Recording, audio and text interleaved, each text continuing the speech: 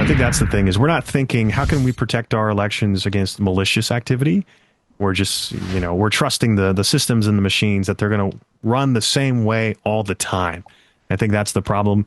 Have you ever heard of Volkswagen's emissions test? Oh yeah, the emissions controls, when they were hooked up to the testing machines, then they would do their job. It would reduce the emissions. But when it wasn't hooked up to the machines, then it would increase the fuel economy by increasing the pollution or the performance or whatever it was. Well, so they knew they were going to be tested.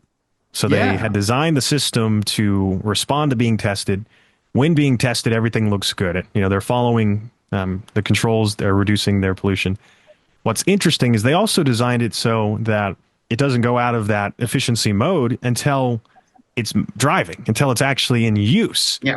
So even if they would have tested it a few different ways, it's idling or it's running, it wouldn't have caught it. So what they did, I believe, is someone built a device that they put on, I believe, the exhaust for the Volkswagen machine, because they didn't trust that everything was right, and they drove it around.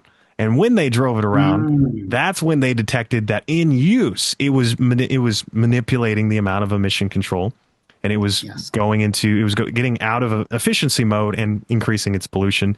And I think that's important, is people need to understand that traditional testing would have never caught that. The only reason they caught that Volkswagen was cheating was because someone went that extra mile and tested it in use, tested it in the real world while it was actually out. And that's what's important here, is we are arguing the same concerns.